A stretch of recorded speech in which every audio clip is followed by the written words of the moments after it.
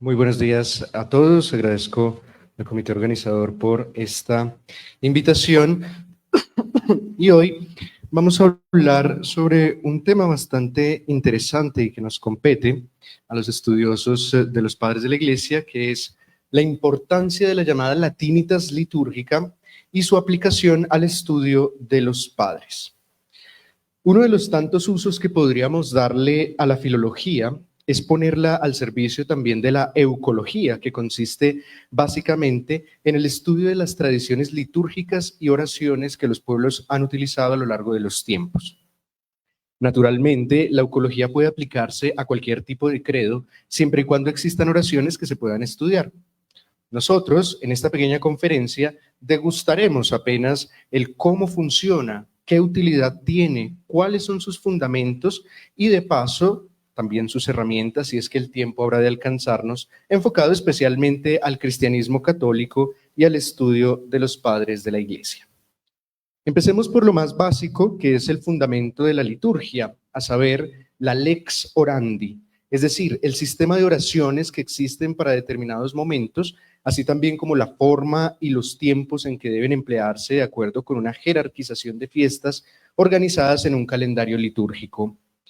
La lex credendi, que es el sistema de creencias fundamentado naturalmente en el magisterio de la Iglesia, las Sagradas Escrituras y la tradición apostólica, que debe verse reflejado como consecuencia en la lex orandi apenas explicada.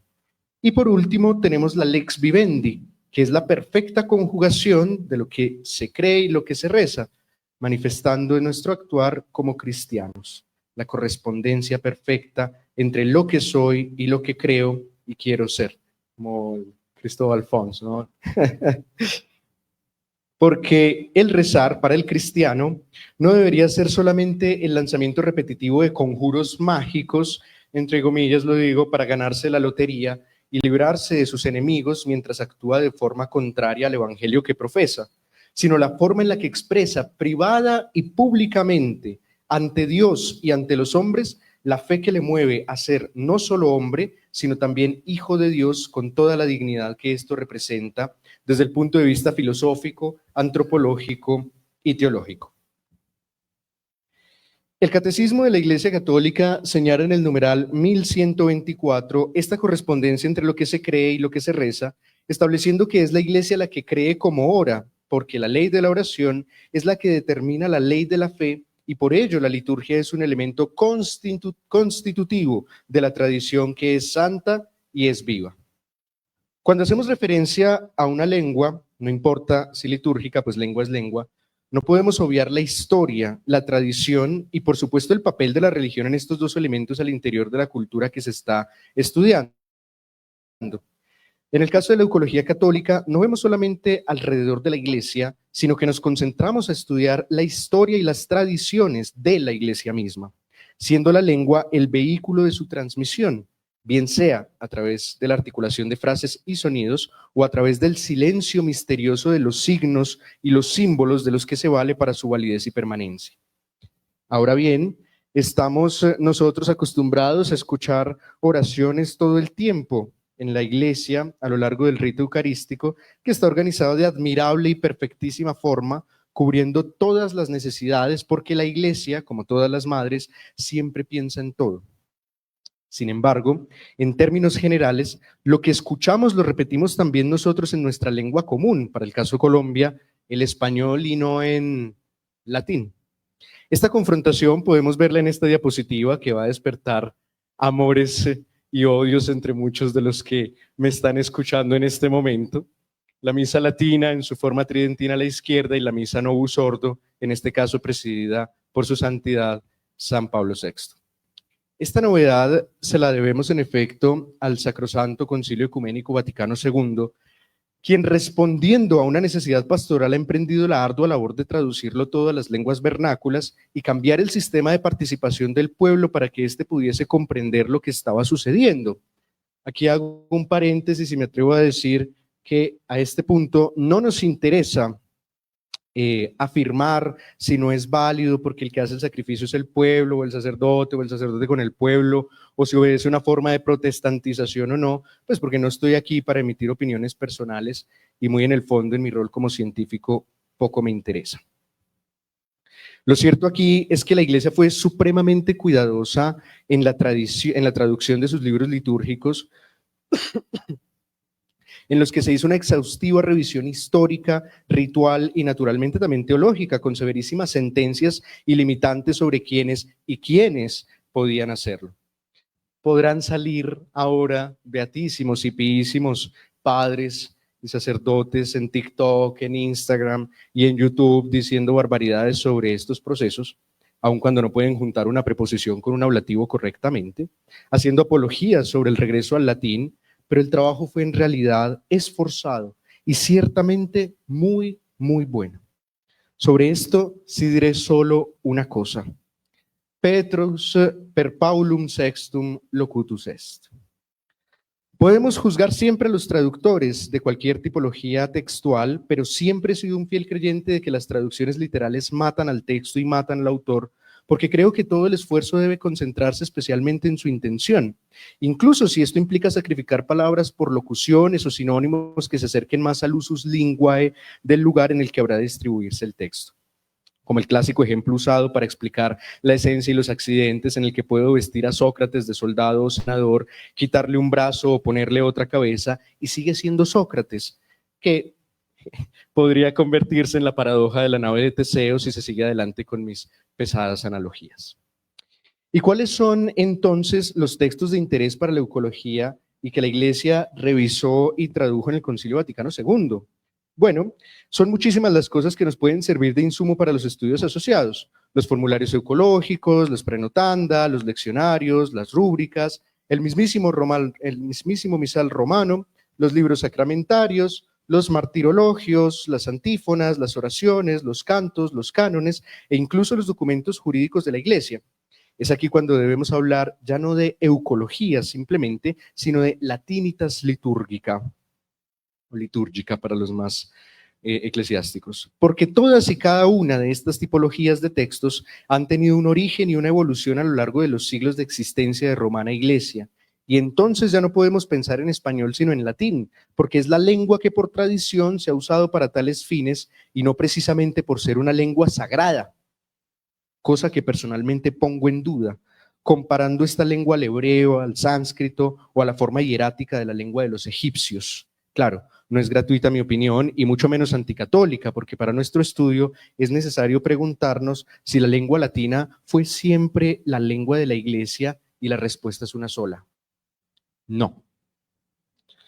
El uso de la lengua latina en la Iglesia tuvo su función en términos de utilidad y no de sacralidad de la misma, pues porque el contexto histórico, político y militar así lo decidió, porque todos sabemos que los primeros cristianos habrían de gestarse en la sinagoga de lengua aramea y hebrea, difundida su fe por la lengua de los filósofos y educadores de los romanos, el griego, y cimentada en Occidente con la lengua del imperio que perviviría hasta mediados del siglo XVIII como lengua franca en el mundo europeo.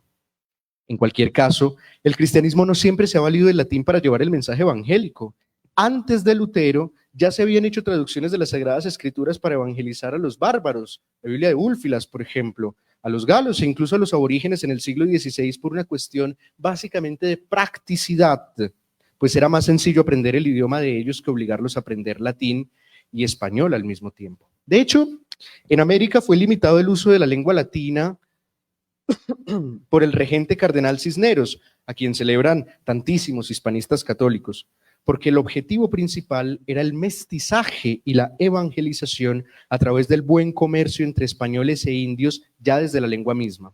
Es la razón por la que no tenemos una sólida formación en letras clásicas desde el liceo, como sí lo tienen los países europeos, y el estudio de las lenguas clásicas se limita a un selecto grupo de humanistas, relegado a 1 o 2 miserables cursos mal hechos a lo largo de las carreras.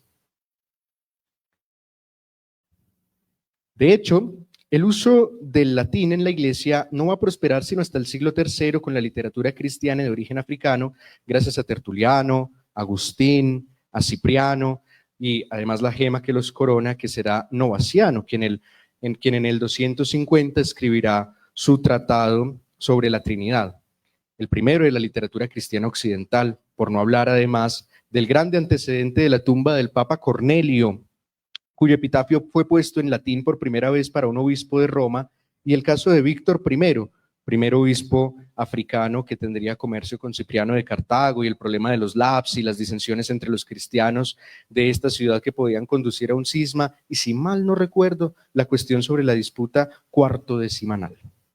Las contribuciones que hicieron los cristianos en términos lingüísticos son muchísimos.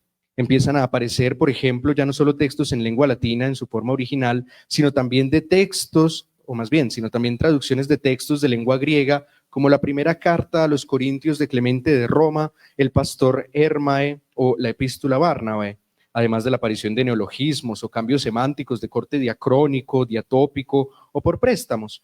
Tenemos el caso de Trinitas con Novaciano en el enunciado tratado y en Tertuliano en su Adversus Praxiam.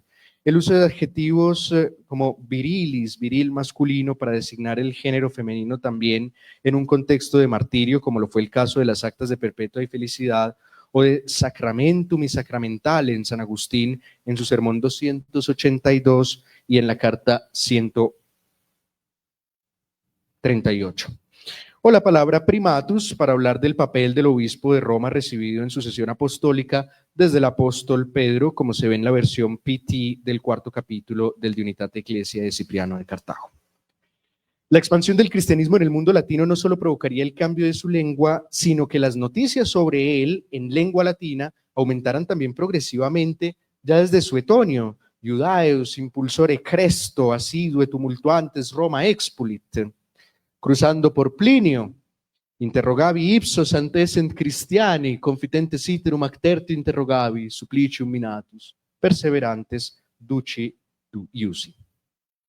Hasta los procesos en los que la Iglesia y la política imperial empiezan a juntarse aún más en el 325 con el Concilio de Nicea, creando un boom en la latinitas litúrgica. Perdón por la palabra pirata ahí al lado de la sacrosanta lengua. Y canónica en términos de neologismos, porque les tengo una sorpresa que no es sorpresa para quienes me están escuchando, aunque sé que va a causar un poquito de escozor en los oídos de otros muchos más puritanos con el estudio de la lengua latina como lengua sagrada. Estructural y gramaticalmente, el latín litúrgico, el latín eclesiástico, es el mismo latín de los paganos. Y así como puede leerse al Cicerón que no conoció al divino Salvador, puede leerse y entenderse a San Agustín. Poco cambia la lengua y poco hay por qué preocuparse, y es la razón por la que no existen cursos de latín antiguo, latín medieval y latín renacentista, sino literatura antigua, literatura medieval y literatura renacentista. La diferencia la pone el oído en términos de pronunciación, que existen tantas como lenguas en el mundo, y sin embargo hay quien se atreve a seguir diciendo que solo existe la pronunciación restituta y la eclesiástica, que a propósito es la forma pronunciada del latín vulgar. Ustedes de verdad no saben el dolor de cabeza que provoca escuchar a un francés o a un americano leyendo en latín con cualquiera de las dos formas. Después de todo, la belleza y la sacralidad de esta está en el contenido y no en la voz de quien lo transmite. Cada uno puede pronunciar como su capacidad fonética así lo permite. Luego ya llegará el siglo V, en el que se empezará a trabajar formalmente y por petición del Papa Dámaso en la traducción de las Sagradas Escrituras al latín, a cargo de mi patrón y santo favorito, San Jerónimo de Estridón, como lo vemos lúcido y glorioso en el óleo de Caravaggio, en esta imagen. Y toda la literatura latina de corte histórico que habrá de empezar a formarse en adelante, ya desde Eusebio de Cesarea. En medio de todo esto debemos considerar la cantidad de comunidades cristianas en las que existían sus propios héroes y heroínas de la fe, a quienes empezaron a rendirles culto de forma local, sea por el martirio, sea por su vida ejemplar, primero a nivel local y luego a nivel regional. Para el caso de quienes morían por su fe, por ejemplo, nacería entre el siglo III y IV un género muy importante, como lo son las actas de los mártires. Tomemos el caso de Perpetua y Felicidad, dos feminae viriles que por su fe fueron puestas bajo custodia con el fin de hacerlas apostatar y sacrificar por el emperador Severo en el siglo III después de Cristo, cuando un cristiano era procesado, en cada interrogatorio se redactaban las famosas actas que después tomarán el nombre de Actae Martyrum o Martyrum. Estos documentos son relativamente sencillos de identificar a simple vista porque su incipit normalmente es incipit patio alicuius sancti. como les muestro en esta diapositiva, que es una fotografía que tomé del manuscrito Gregorius Primus Vitae Sanctorum, Manuscriptum Latin 1762664R Folium de la Biblioteca Nacional de Francia. Estos documentos son de altísimo valor histórico, pero también cultural y filológico, pues en ellas se consignan nombres, fechas, estructuras eclesiológicas, muy probablemente también menciones de textos bíblicos prejeronimianos de gran interés para buscar las distintas vertientes o fuentes de la Vetus Latina, fórmulas eucológicas e incluso distinciones rituales entre las mismas comunidades cristianas primitivas que existían. Dado que no existió en todos los grados, niveles y aspectos una unidad litúrgica y universal en el cristianismo católico hasta el saliente siglo XVI, salvo en partes muy específicas como fórmulas bendicionales muy precisas, la normativa sobre las lecturas que nosotros conocemos y escuchamos cada domingo con el sistema de leccionarios en misa no se parecía en nada a la de los tiempos de Tertuliano. Podía omitirse, por ejemplo, la lectura de alguna carta del apóstol para leer alguna de estas actas de los mártires, porque pretendían con ellas que el pueblo de Dios aprendiese algo de su contenido e incluso que las imitaran, poniéndose como ejemplo la vida de estos grandes que no tuvieron miedo al poder político para obtener la corona de la gloria celestial. No sería extraño, por ejemplo, en este sentido, que muchas de estas actas hayan sido modificadas, exageradas y, ¿por qué no?, alguna que otra inventada para contribuir en los procesos catequéticos y evangélicos de los pueblos, añadiendo contenidos, imágenes y símbolos que facilitaran pedagógicamente el aprendizaje de la misión de la Iglesia, consistente fundamentalmente en la salus animarum, pero también de los contenidos bíblicos de forma moralizante y a través de la asociación de imágenes y símbolos. Esto último es muy importante en el estudio de la eucología y su lengua, porque cuando hablamos de la lengua del cristianismo antiguo, no nos referimos solamente al uso de la lengua hebrea de sus orígenes en la sinagoga paleocristiana con Pedro, o al griego de la evangelización de Pablo, ni de su paso al latín del siglo III con Cornelio Mártir, el tratado sobre la Trinidad de Novaciano, la llegada de Víctor I al solio pontificio como primer obispo de Roma, de origen africano, como hemos apenas señalado en toda esta clase magistral, sino que hablamos de liturgia. Lengua silenciosa, ordenada y en extremo simbólica que habla solamente al auditus en los términos de la quinate. Qué ironía más grande y más preciosa. Una lengua muda que solo el oído puede comprender, y es evidente que aquí oído no es oído sino intelecto, como muestra primera de que no todo puede comprenderse en el cristianismo con una primera lectura sin darle alguna forma alegórica, y que solo puede aprenderse y comprenderse o por tradición o por participación, gracias a la repetición que por desgracia tiende a conducir a la costumbre, madre del fanatismo y la superstición. Este fenómeno naturalmente no es exclusivo del cristianismo, como lo describe el mismo San Clemente de Alejandría, cuando en sus estrómatas bien explica las distancias interpretativas entre las formas de escritura egipcias demótica, hierática y jeroglífica, lengua también sagrada, en las que un mismo símbolo puede significar cosas más o menos elevadas en cada una de sus formas aplicadas, siendo el círculo un sol para muchos, un escarabajo para otros y eternidad y resurrección para unos pocos iniciados.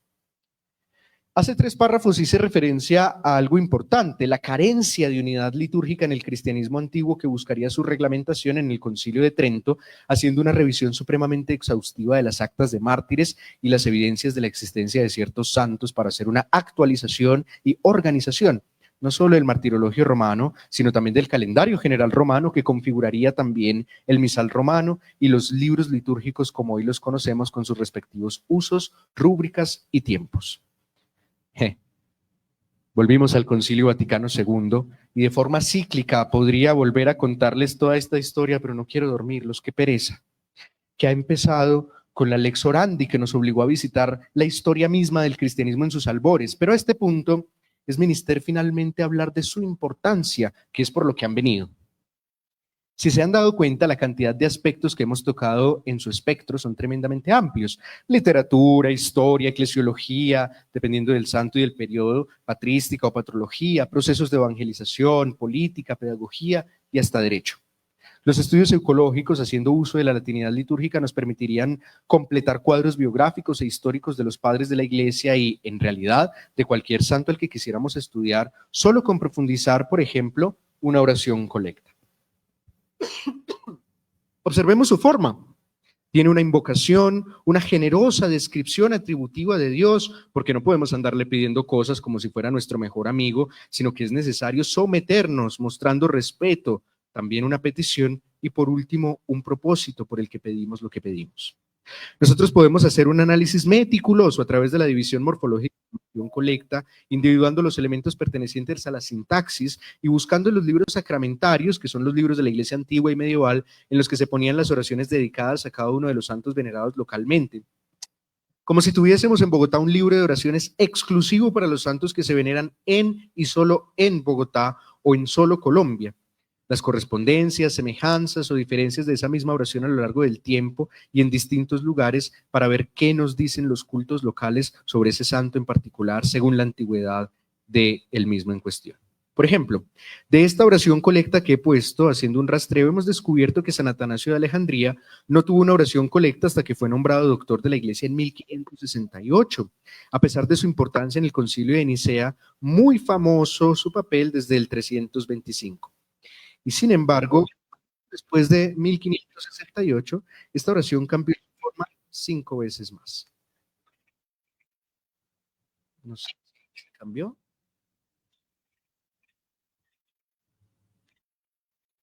Acá está.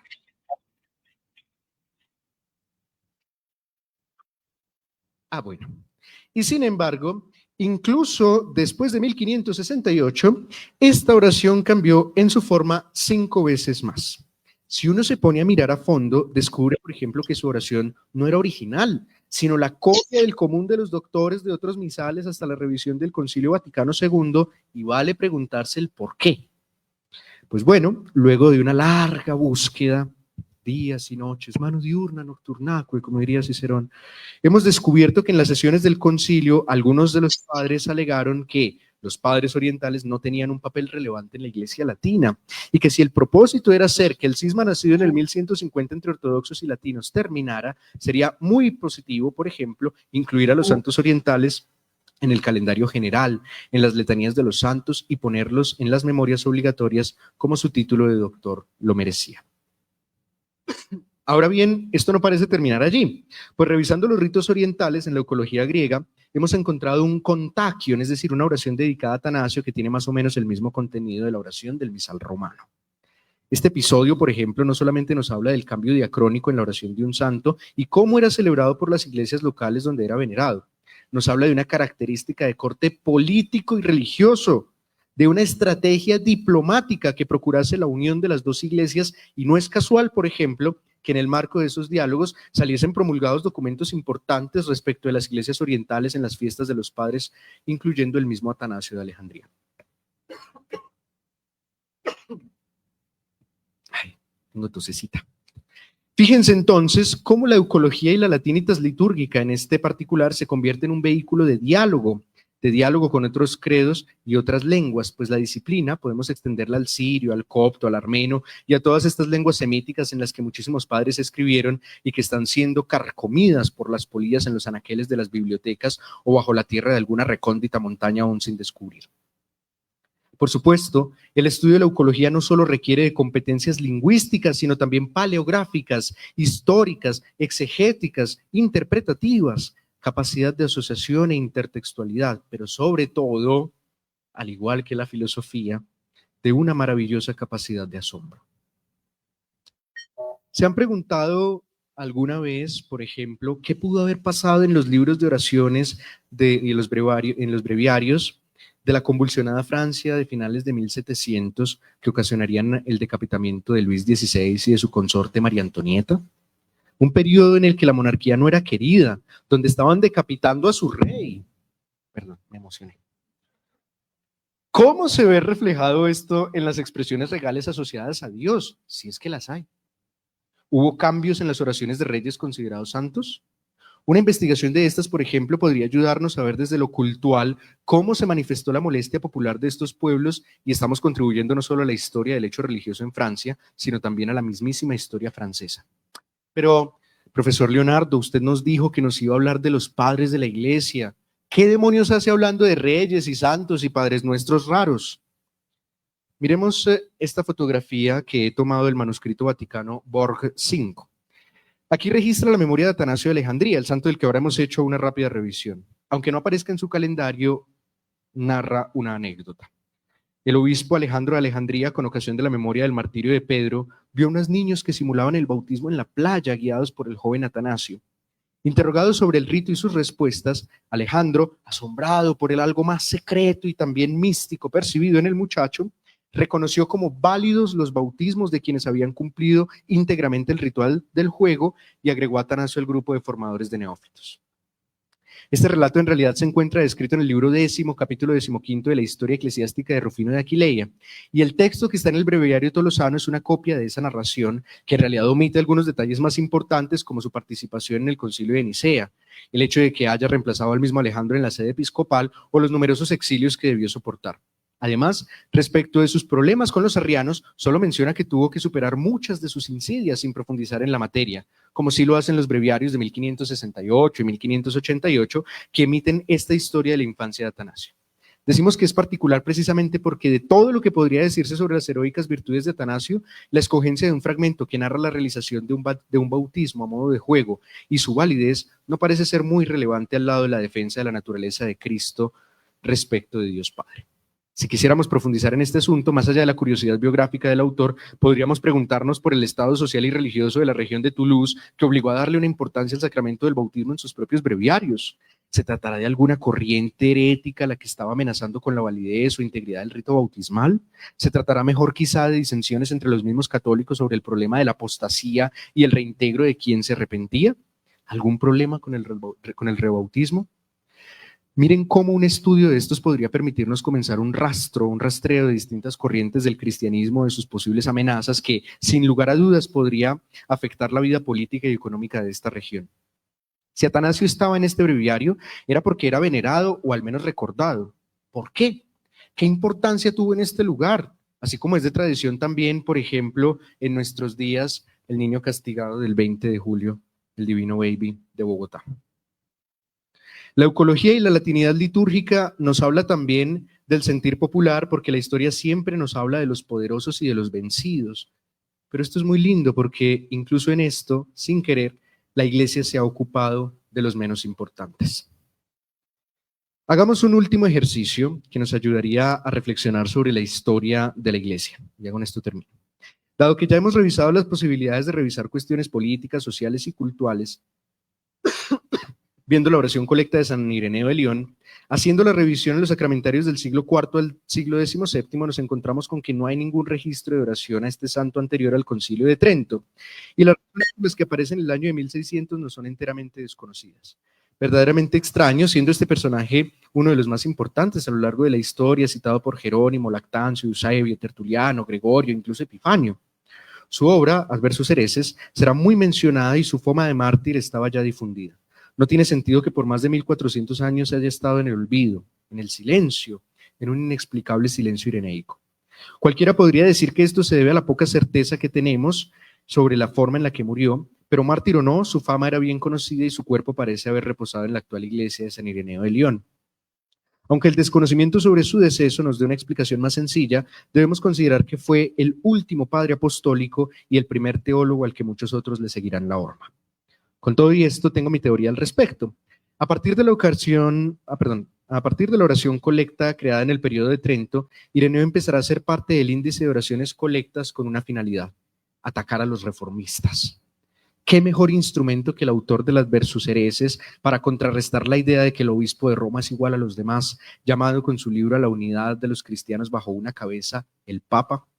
Nada se le puede reprochar a Ireneo, no tiene interpolaciones graves y por el contrario, posee bajo su manga una poderosa carta, el primer elenco organizado de la sucesión apostólica, contrario, por ejemplo, a Cipriano de Cartago, con su cuestionable cuarto capítulo del De Unitate Ecclesiae.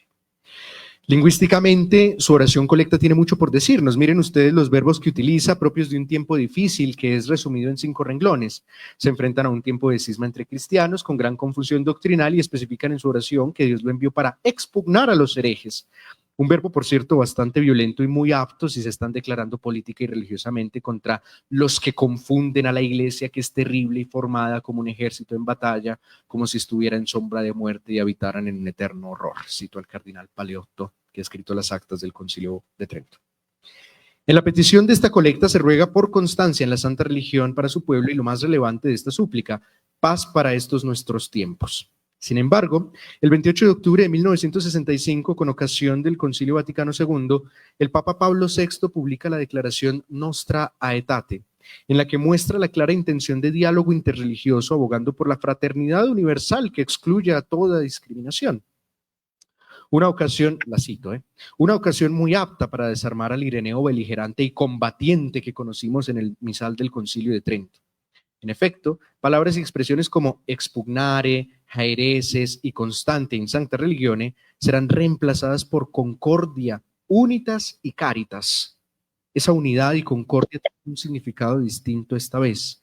Ya no es solo Dios quien dona la paz y la unidad, sino que somos nosotros quienes debemos mantenerla con la expresión simus intenti, y no solo es el caso particular del Doctor Unitatis. Nos sorprende que sea en medio del Concilio Vaticano II tratando de extender los brazos sobre nuestros hermanos separados. No nos sorprende. Esto nos habla de las políticas eclesiásticas sobre las otras religiones a partir del Concilio Vaticano II, en el que las palabras asociadas a enemigos y enemigos de la fe dejan de existir en el misal. Usted busca en el misal del Concilio Vaticano II o posteriores al Concilio Vaticano y la palabra enemigo nunca les va a aparecer. Ni herejes. Interesante esto, ¿eh? Una buena tesis para quienes me escuchan y están terminando su pregrado. Mientras que en tiempos de la Reforma la violencia lingüística es mucho más evidente y menos conciliadora. Conclusiones, y tenemos 10 minutos para preguntas. La latinitas litúrgica, entendida no solo como vehículo lingüístico, sino como testimonio histórico, teológico y cultural, se revela así como una puerta privilegiada para acceder al corazón mismo de la Iglesia antigua y de sus padres. A través de ella, no solo rastreamos formas de oración, reformas rituales o transformaciones léxicas, descubrimos más bien la respiración espiritual de comunidades enteras, la forma en que entendían su fe, sus tensiones internas, sus luchas doctrinales y sus anhelos de unidad. La eucología, cuando es estudiada con rigor filológico, nos permite también reconstruir procesos de evangelización, identificar corrientes teológicas locales, advertir transformaciones sociales, políticas, históricas y reconocer cómo cada época proyectó sobre la oración tanto sus esperanzas como sus heridas. Esto demuestra que la oración no es un simple texto piadoso, es un documento histórico en el que convergen la lex orandi, la lex credendi y la lex vivendi. Por eso cada colecta, himno, rúbrica o sacramentario es una ventana a la conciencia viva de la Iglesia, y cada variación diacrónica, como ocurre con Ireneo, Atanasio u otros padres, nos habla de los cambios profundos en la sensibilidad eclesial, en las prioridades pastorales y en las estrategias de comunión. La evolución de un verbo, la elección de un participio o la omisión de un atributo pueden revelar tensiones dogmáticas, necesidades catequéticas, gestos diplomáticos y hasta intenciones ecuménicas, como queda en evidencia al comparar la eucología tridentina con el espíritu renovado del Concilio Vaticano II. Por todo ello, la latinitas litúrgica no es un lujo filológico ni una nostalgia arqueológica. Es una herramienta hermenéutica imprescindible para comprender a los padres de la Iglesia en su contexto real, más allá de sus obras sistemáticas. La liturgia preserva lo que la historia a veces calla y lo que la teología formal no siempre explicita. Allí, en las plegarias que usó el pueblo de Dios durante siglos, sobreviven matices doctrinales, indicios de controversias, ecos de persecución, huellas de reformas, señales de diálogo y sobre todo la profunda convicción de que la fe se transmite no solo en tratados, sino en la oración que modela la identidad del cristiano, como bien lo hemos visto en la sentencia del catecismo. Por eso, estudiar la eucología antigua no es únicamente reconstruir el pasado, es un acto de fidelidad intelectual que nos permite redescubrir el pulso vital de la tradición. Y es también una invitación a contemplar cómo la Iglesia en su largo caminar ha sabido articular unidad y diversidad, continuidad y renovación, silencio y palabra, rito y doctrina. La latinitas litúrgica sigue siendo así un puente imprescindible para los padres comprender nuestra historia y quizás iluminar también los desafíos de nuestro propio tiempo. Y aquí en Unicervantes procuramos que nuestros estudiantes estén preparados para esto. Muchas gracias.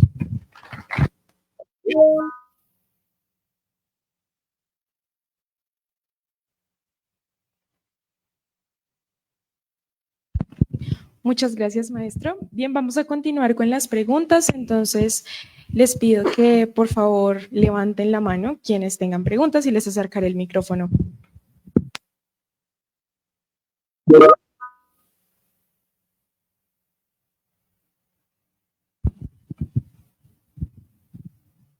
Bueno, primero que todo, muchísimas gracias. Sí, espectacular. Y además de eso, esta es una pregunta que yo traigo de antes y aprovecho esta exposición para hacerla, es si la traducción que se hizo de los textos litúrgicos del latín a las lenguas vernáculas y particularmente el castellano, tendría que dejarnos satisfechos, ¿no? Me ha tocado conocer presbíteros insatisfechos con las formulaciones litúrgicas que aparecen en los misales. Eh, y bueno, usted hacía referencia, este fue un trabajo muy esforzado y ciertamente sí implica una cantidad de horas de escritorio que no nos imaginamos y tampoco valoramos. La pregunta es si ese trabajo a usted lo deja satisfecho o si dice, no, este trabajo fue muy bueno, pero el esfuerzo de traducción tiene que ser continuado. Voy a ser un poquito vulgar en mi respuesta porque voy a citar a un gran filósofo contemporáneo que es Calle. Dice en uno de sus poemas egregios, en el mundo hay gente bruta y astuta.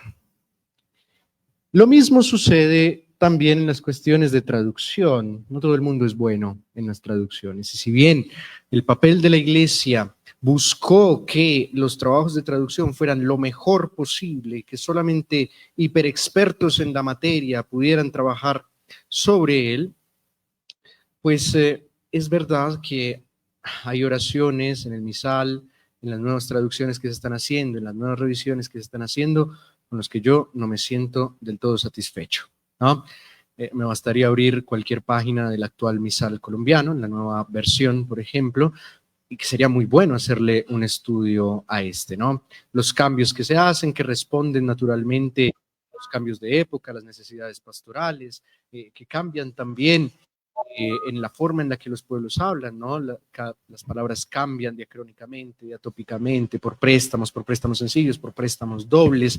Entonces, ciertamente la iglesia, no voy a decir que se tiene que actualizar, porque no me parece el término concreto, pero sí voy a decir que la iglesia busca estar al día de las necesidades lingüísticas para poder transmitir el depósito de la fe. ¿Me siento satisfecho con todo? No, pero me siento muy contento con lo que la iglesia ha hecho en términos de traducción desde el Concilio Vaticano II.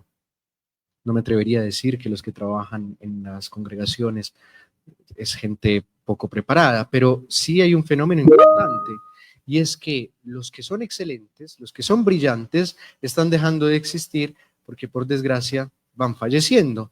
¿Y quiénes cogen esos lugares? Pues ustedes son los que cogen esos lugares, ¿no? Espero que lo hagan en el futuro, que cojan esos lugares. Y si no están preparados para la lengua latina, pues vamos a tener desastres en el futuro. Bien, tenemos algunas preguntas también desde la virtualidad. Entonces, adelante, Juan Carlos.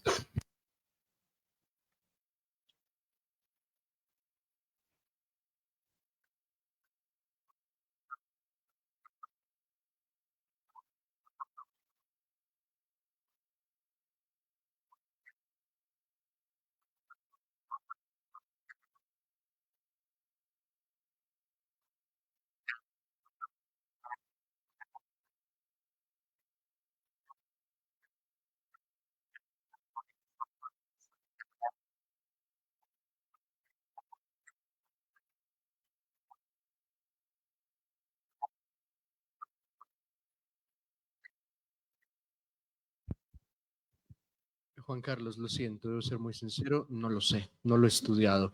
En realidad nunca se me había ocurrido la pregunta sobre la cuestión. Lamento no poder ayudarte con ello, Juan Carlos, lo siento.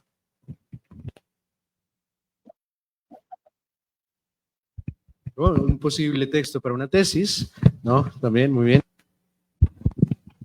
Bien, ¿hay alguna otra pregunta? Bueno, muchísimas gracias, profesor Leonardo. Mil gracias. Muchísimas gracias a ustedes.